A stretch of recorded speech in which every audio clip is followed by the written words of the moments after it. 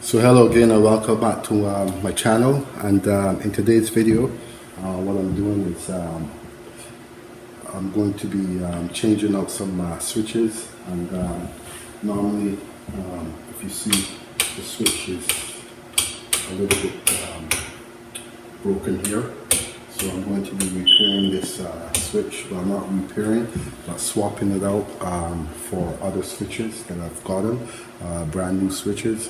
And the reason why I have the wire is because the switches have grounding on it. And when it comes to your switches having groundings on, ground screw on it, you have to therefore ground off the screw also. So that's what I'm going to be doing in today's video. As you guys enter, don't forget to hit that like button. Very important to hit the like button. And again, I'm going to be changing out my switches from old to new, all defective switches that are inside of the home. So please stay tuned for the video. So again, the noise that you're hearing in the background will be the smoke detectors that are beeping. Obviously there's something wrong with the smoke detectors, but I wasn't contacted to fix the smoke detectors. I was contacted to fix the the switches, and that's what I'm doing. I cannot go above and beyond what I was contacted for. I can only mention it to the homeowner, and it's up to them if they want to change them out. A lot of times, some people don't have the necessary funds to do it right away. So hopefully this shouldn't be a problem for them, and they will eventually have these smoke detectors So these are the two switches I'm going to be changing out. And normally what I do is I make sure, because this is a three-way switch, I'm going to remove it and make sure that I reinstall my switches the same way.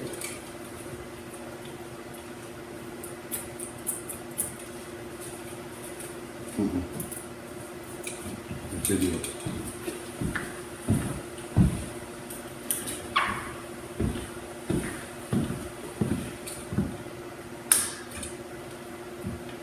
So I tuck this at the top, that way I know that this is going to go back onto the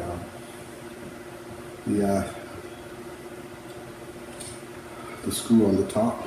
Or what I do is I'll cut a little bit just to keep the same color. That way I know where my wires are going to go back eventually.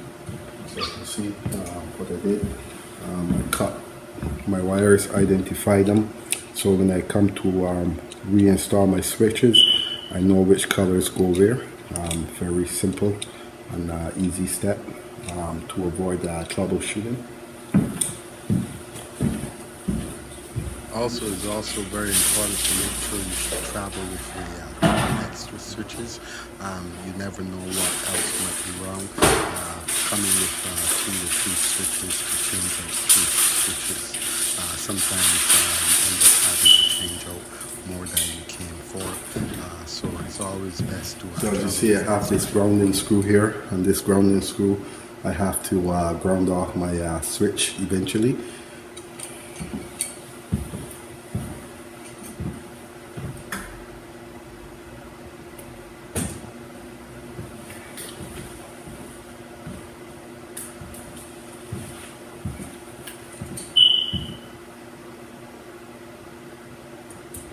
Some of you might be wondering what's the reason for the gloves. The reason for the gloves is simply because when I wear my gloves, I'm working with live power, which I'm allowed to. Anything with 120 volts or less, you're allowed to work on the power with simple gear.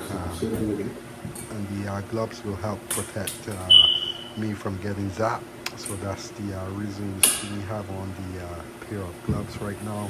And I'm going to be very careful and take my time in order to make sure that I put these switches back on in the proper location, and also making sure that nothing sparks once I'm going inside of the boxes. It's very easy to touch the side of the box with the and that's what's going on. So hello and welcome back to the channel. I'd like to thank you guys all for tuning in to today's video. And what I'm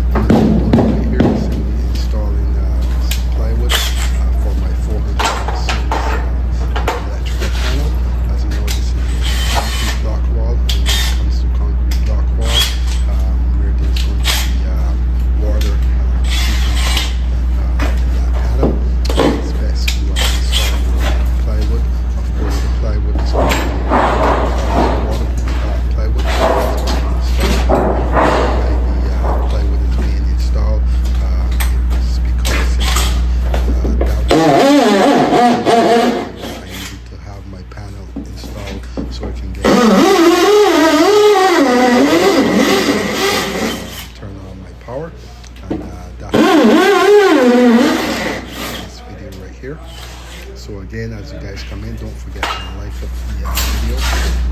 And also subscribe to the channel.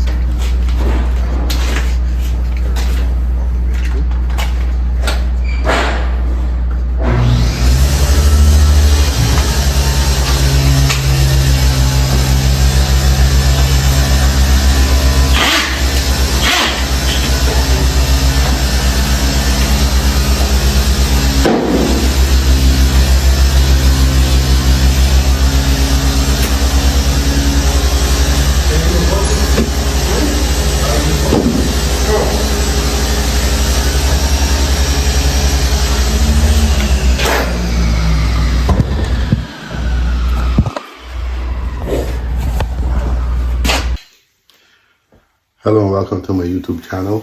I'd like to give a shout out to Trill, Elijah, Gaza Uncle. As you can see, I'm changing out this panel. It's going to be a 100 amp, new 100 amp panel. My power is off. I'm ready to go. So into this video, you're going to be seeing how I remove my old panel and I reinstall my new panel.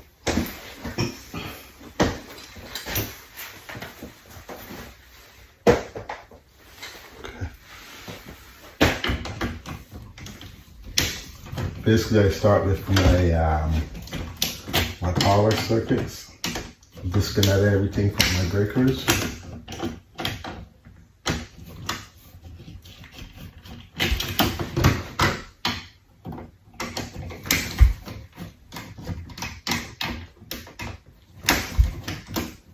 So currently I'm waiting on an ESA inspection. So I only have a limited time to do this job. Try to get my panel out and reinstall my mains so I can get my service reconnected before 4 o'clock.